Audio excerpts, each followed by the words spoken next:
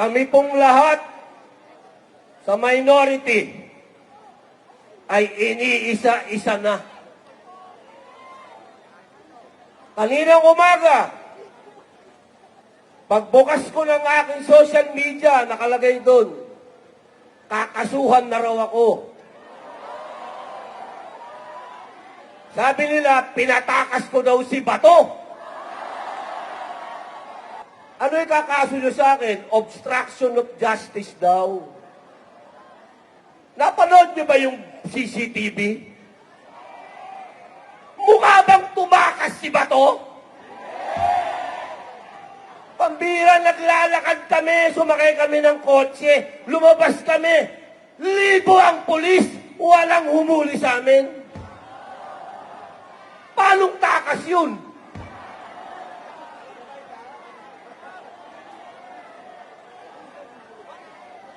Ang tawag doon, lokohan!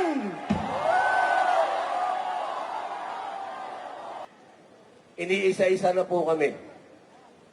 Hindi po magtatagal, masushoot na naman ako. Ang katanungan na lang ngayon, kung ako boy isushoot dito o ipadadala ako sa Hague. Kasi yung kaso ko, obstruction of justice, na ang warrant of arrest galing sa ICC eh. Dayuhan. Wala naman akong obstruction of justice dito. Foreigner pare ang kaso ko, foreign. Ako po ay nakikiisa sa inyo. We are one! We are one! We are one! Sigurado ko, yung mga basher ko, sasabihin yan, hindi naman na naiintindihan yung we are one. Alam niyo po, wala pa po akong nakilalang isang disenteng tao na katulad ni Caro Dante Marcoleta. Yan ho ang isang senador na napaka-humble. Hindi kailanman ipinagyabang na siya ay abogado. Marami kaming kasama, abogado! Abogado! Abogado!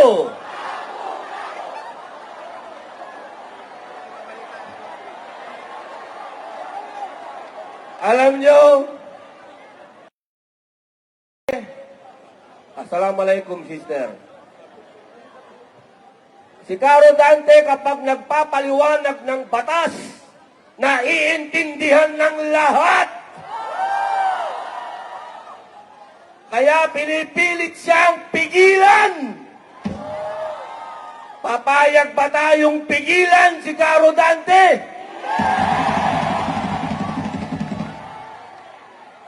Kami pong lahat sa minority ay iniisa-isa na. Kaninang umaga, pagbukas ko ng aking social media, nakalagay doon, kakasuhan na raw ako. Sabi nila, pinatakas ko daw si Bato. Naniniwala ba kayong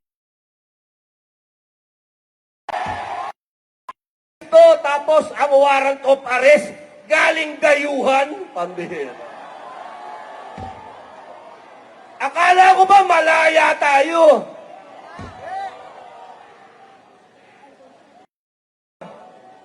May warrant daw sa ICC.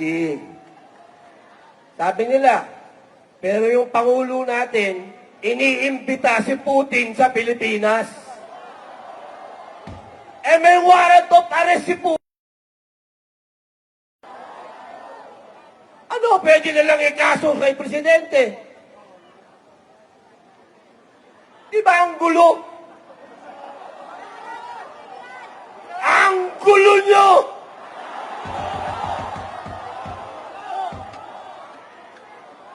Anong ibig na lang sabihin? Pag dumating dito si Vladimir Putin, isusurrender nyo rin? Oh!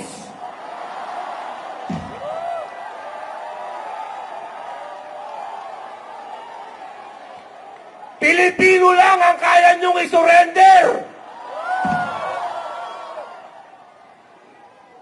Ano ikakaso nyo sa akin? Obstruction of justice daw.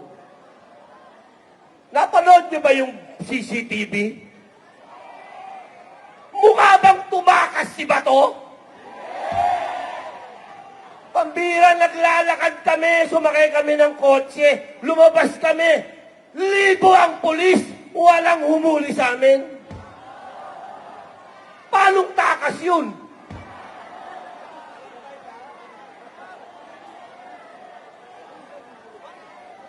Ang tawag doon, lokohan!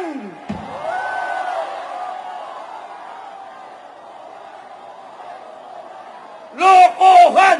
Lokohan!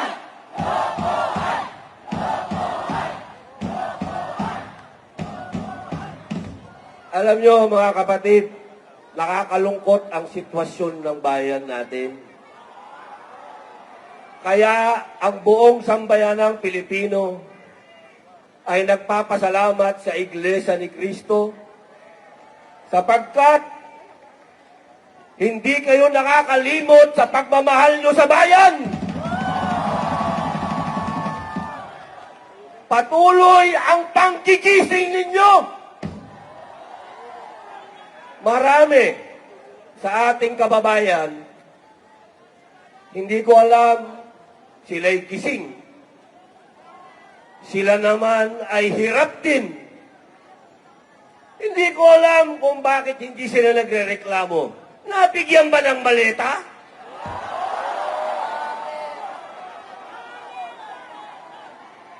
Ang dami nating mga politiko na dati ay matatapang.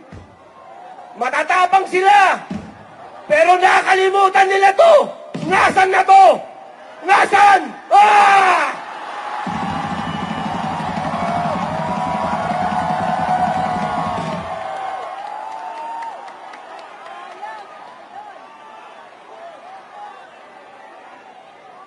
Alam nyo, ang tatay ko, si Assemblyman Roy Padilla Sr., kasama doon sa EDSA 1. Kung buhay siya, sigurado ako, nagmumura-mura yun.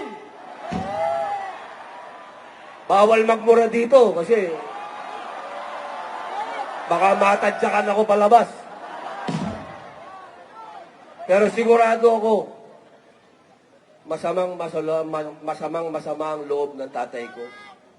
Dahil ibinigay niya ang buhay niya sa bayan. Ang tatay ko po'y pinaril.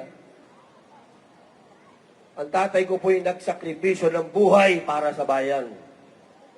Kung makikita niya ngayon ang nangyayari sa bayan natin, na nagtutulog-tulugan yung mga politiko na dapat ay tumitindig,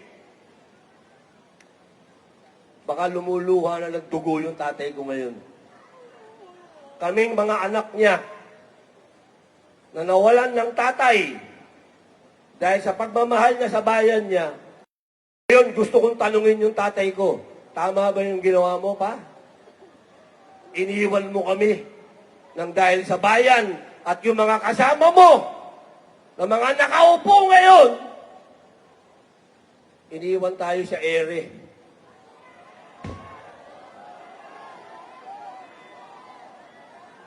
Napakasakit ng nangyari sa atin, mga kababayan. Mabuti na lamang, nandiyan kayo, INC.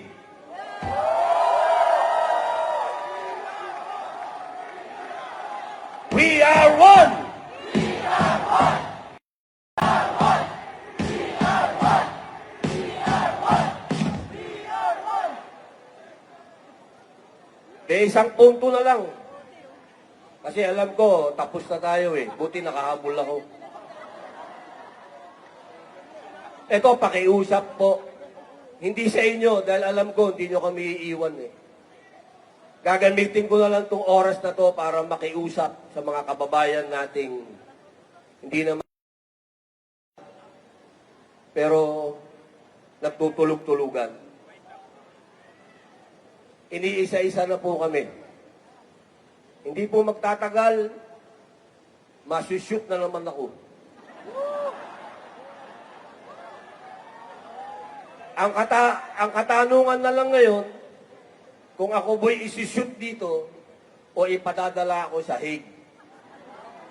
Kasi yung kaso ko, obstruction of justice, na ang warrant of arrest galing sa ICC eh.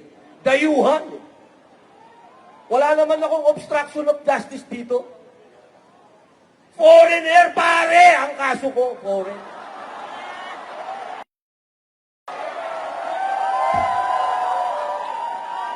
Isang malaking karangalan na rin. At least, di ba?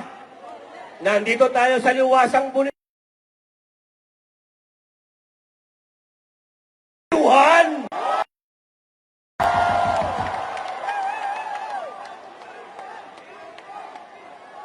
Ang pakiusap ko, mga kababayan ko na nanonood, mga Muslim, mga kapatid kong Muslim, mga kapatid nating Katoliko, Kristiyano, kanina nandyan si Grego Belica, nagsalita. Ang pakiusap ko sa inyo, walang pupuntahan ang bayan natin kung ang mga katulad naming pinapahiwatig sa inyo kung ano ang katotohanan, ay hahayaan nyo kaming makulong. Saan pupunta ang bayang ito kung yung mga nakikipaglaban para sa katotohanan ay hahayaan yung makulong?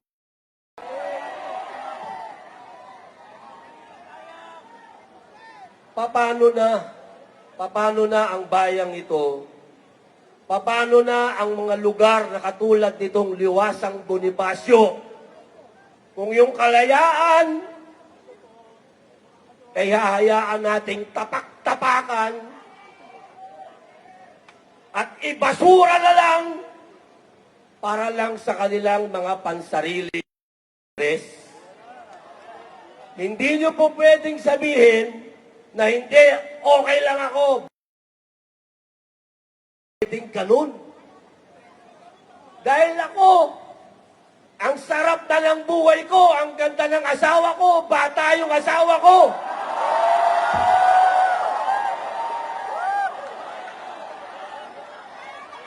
Pwede naman akong mag-artista, ang daming leading lady. Pero nagtitis ako para sa inyo.